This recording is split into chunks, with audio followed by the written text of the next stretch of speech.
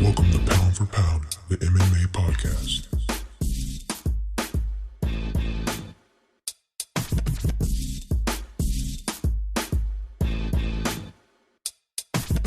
And now, coming to the mic, your host, Jalen Walker.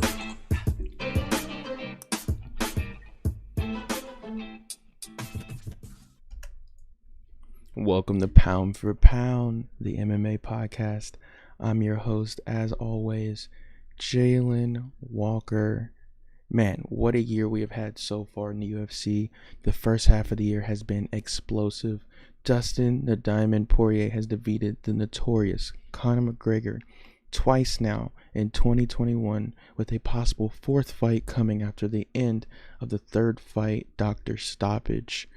Also, some fighters are making a huge name for themselves, including Islam Makhachev, who is now ranked 5th in the world of lightweights in the UFC.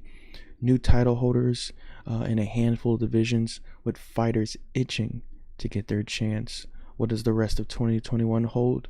We'll break it all down and much, much more. But first, a word from our sponsors at Manscaped. Attention listeners across the galaxy, all the way from Australia to Houston, do we have a pube problem? If so, our friends at Manscaped have cleared you for takeoff with the 4th generation and brand new Lawnmower 4.0. Kick your pubes to the next planet with the Performance Package 4.0. The orbits in your pants will feel like you're in zero gravity when you use the best tools for the job from the leaders in male grooming.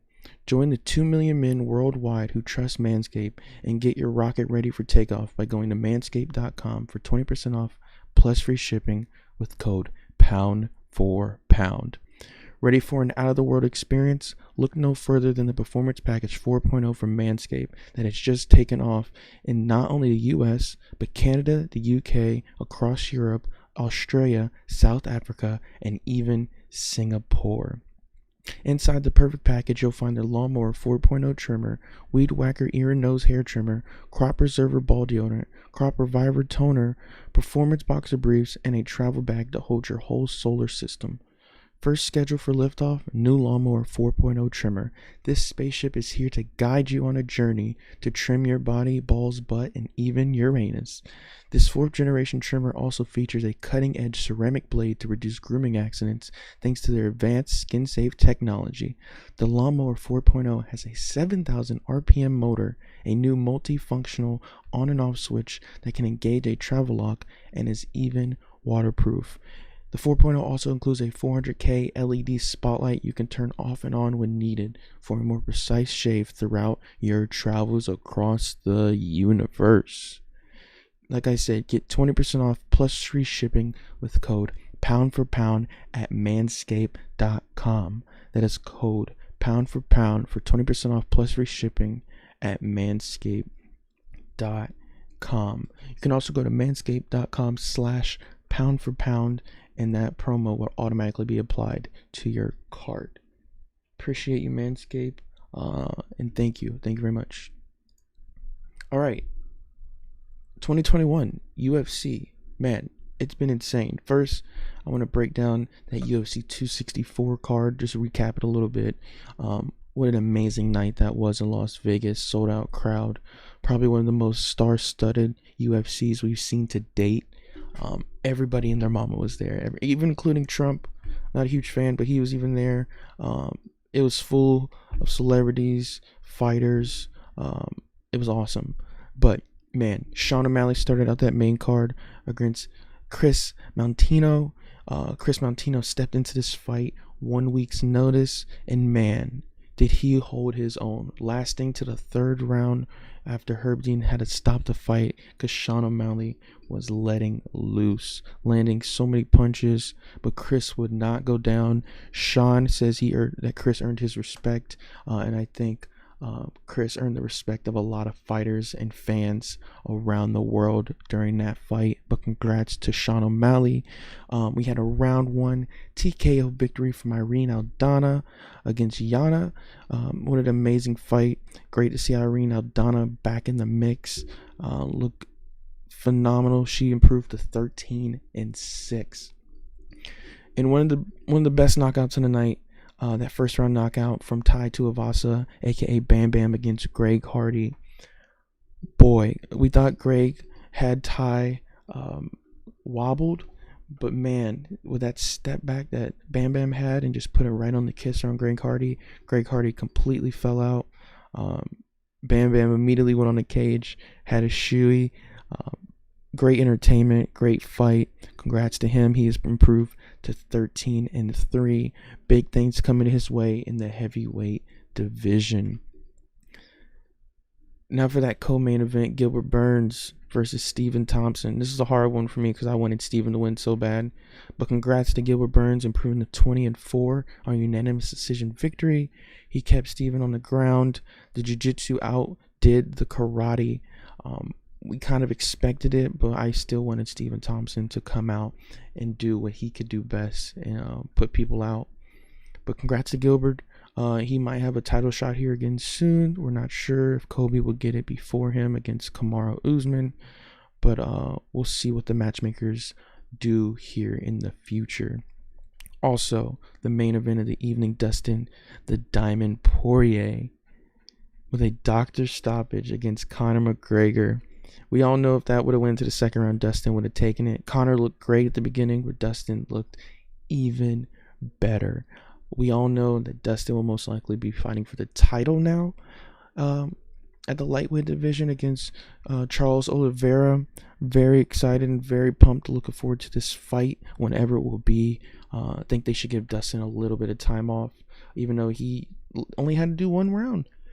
He did what he needed to do, got the job done, and I'm very happy for him.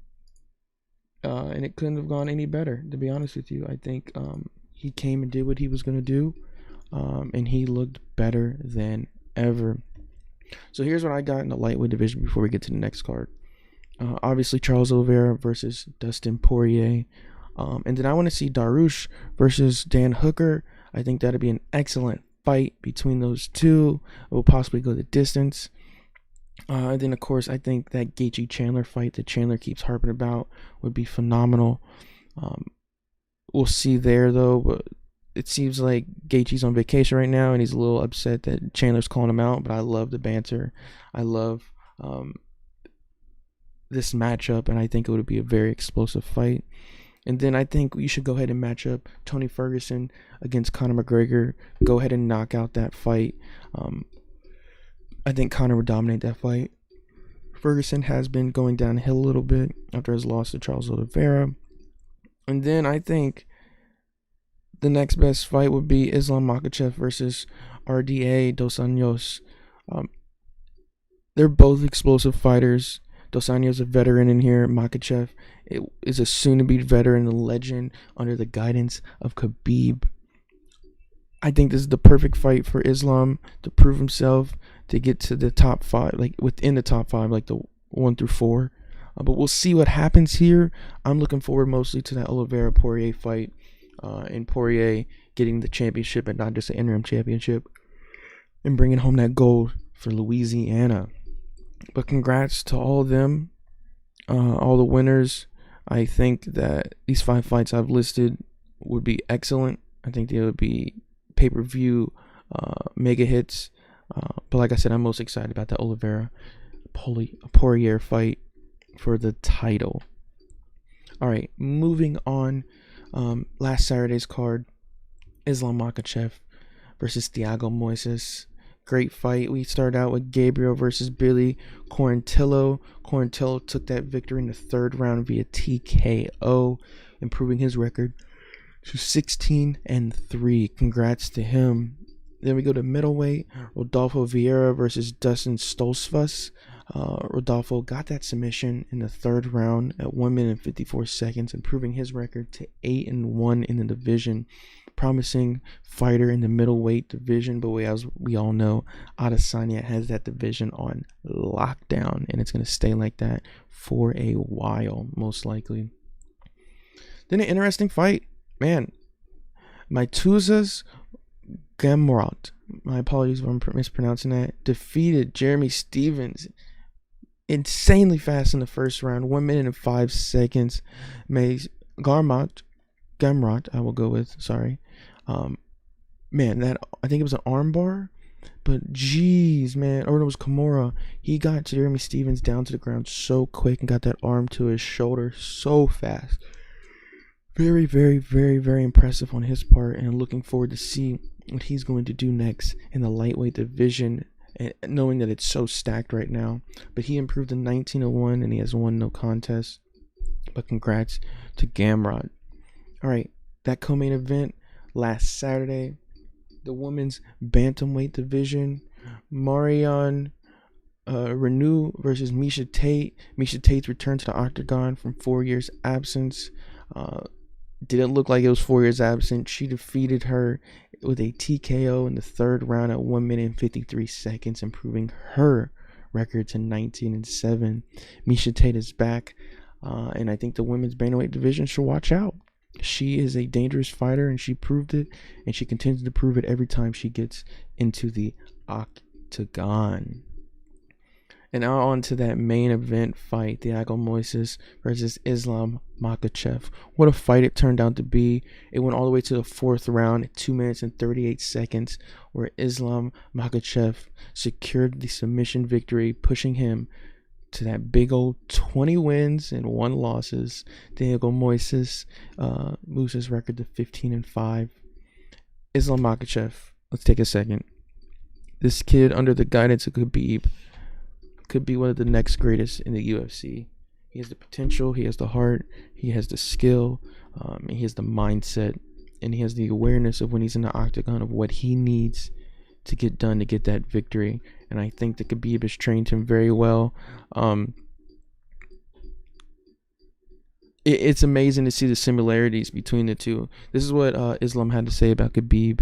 If somebody says I am almost the same as Khabib, I agree with this. I want to be like Khabib. He's a great man. He's a champion. He has a lot of money now. He has everything now, but he's still a humble guy. He came to the USA without his family. He stayed here 1 or 2 months just to help. He didn't take any money, nothing. He just comes and helps the whole team. He does everything for the team. Man, Coach Khabib is 4-0 in the UFC right now, man. Khabib is going to be a legendary coach. If he continues to only coach and not fight again, I would not be upset. I am ecstatic of what he's doing with these young fighters and helping the UFC produce insane talent, as we have seen with Islam Makhachev. The kid is on fire. I believe he's on an 8-fight win streak or something like. I can't remember exactly. But I'm looking forward to seeing the fighters under Khabib really step up higher in the division and possibly fight for these titles here soon and represent Team Khabib, aka Coach Khabib. But I'm very excited for Islam Makhachev, excited to see what he's going to do. And it's absolutely crazy to see how he fights. He fights exactly like Khabib. He does exactly what Khabib tells him to do. He is a machine. He is the one to be reckoned with. And I think the lightweight division should watch out, including the title holder, Charles Oliveira, and if it is, Dustin Poirier here soon. But man, oh man, congrats to Islam. Congrats to all the winners of the past 2 UFC events. It has been absolutely insane. Some other stuff I want to bring out. Man, Alexander Volkanovsky versus Brian Ortega, Saturday, September 25th in Las Vegas. I haven't really been covering that much of The Ultimate Fighter because I'm going to do one big Ultimate Fighter show where I recap everything, episode 1 to the end, all the way to the final. So keep an eye out for that. That's going to be coming here soon once the Contender Series is over. But I believe that Ortega and Volkanovsky are now even at 4-4. But we'll see what happens moving forward. All right, another big fight. Also that night, September 25th, we have the return of the one, the only, Nick Diaz. He's going to be going up against a rematch against Robbie Lawler. It has been 6,384 days since they met in the octagon in an explosive fight. And if you haven't seen that fight, make sure you go watch it. Will Nick Diaz be able to hold his own again with Robbie Lawler? It all depends. And I think that fight that night is going to gonna prove something if Nick can get that win to show that the Diaz brothers, it doesn't matter how much time they have off, there's no ring rust. They are the baddest MFers in the game and the baddest brother duo in the game. So shout out to the matchmakers for making that fight. Very, very excited to see that. Like I said, last time they fought was UFC 47, April 3rd, 2004. Insane, man. So I'm really, really, really, really, really, really, really, really looking forward to that fight. Some other news: Dustin Poirier is moved up to the 5th in the pound for pound UFC men's rankings. We got Kamaru Usman at number 1, John Jones at 2, Adesanya at 3, Francis Ngannou at 4, Dustin Poirier at 5, Alexander Volkanovsky at 6, Jan Blachowicz at 7, Stipe Miocic at 8, Charles Oliveira at 9, and Max Holloway topping off the list at 10. And you know what? Other than Volkanovski having a title, I think Volkanovski should be at 10 and Max Holloway should be at 6, in my opinion. I'm very lenient against the man, the myth, the legend, Max Holloway. But for once, I do agree with the pound for pound rankings. We all know if Khabib was still in the mix, he would be number 1. So I'm happy for Dustin in the top 5 pound for pound all the time. He's deserved it. He's worked hard. He's put in the grind behind the stage or behind the ring. And I'm looking forward to see where he goes from here and if this list stays here at the end of the year. Some other things I wanted to get at.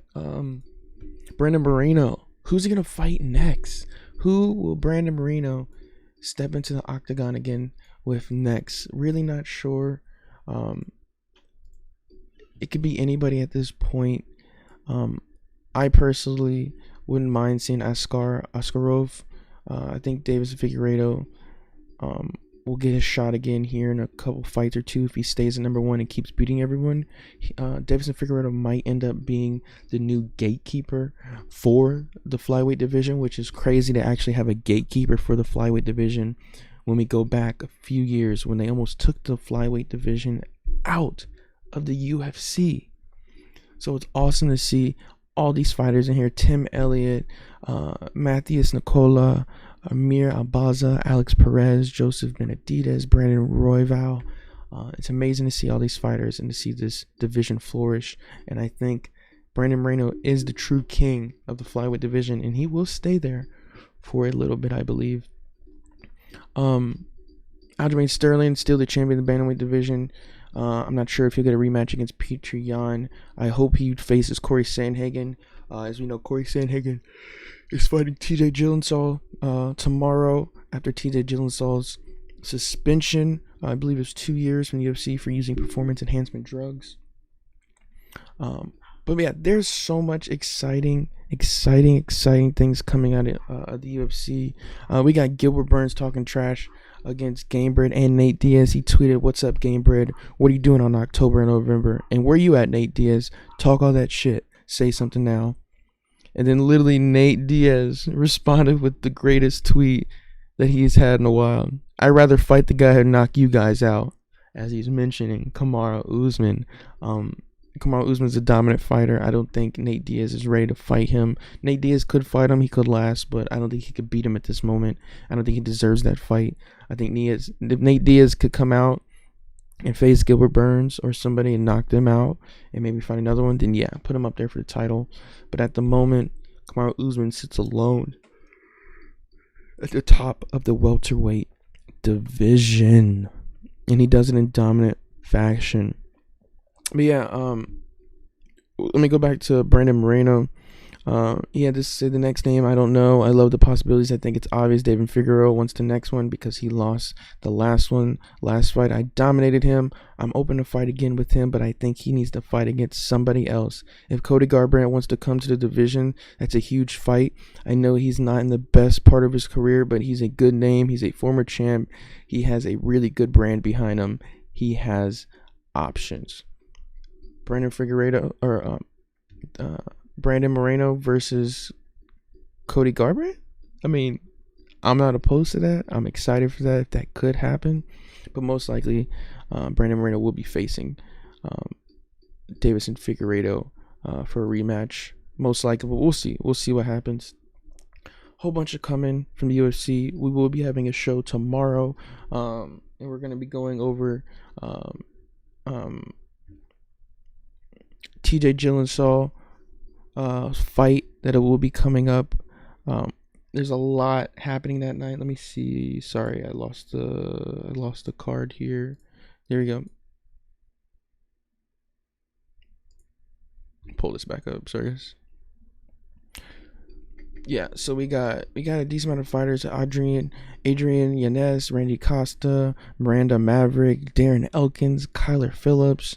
And we're going to top it off with Corey Sandhagen, who's 14-2, going against the return of TJ Dillashaw, the former champ. He was at 17-4. Will he make his splash in the UFC again, or will he crash and burn? We will see tomorrow, and we'll break down that card tomorrow. Also, shout out to Manscaped. Don't forget to use code pound for pound at manscaped.com, or go to manscaped.com/pound for pound, and both of those get you 20% off plus free international shipping. Thank you, Manscaped, and thank you everyone for tuning in. I appreciate it, and we will see you guys tomorrow for episode 47 of Pound for Pound, the MMA podcast. Thanks, guys.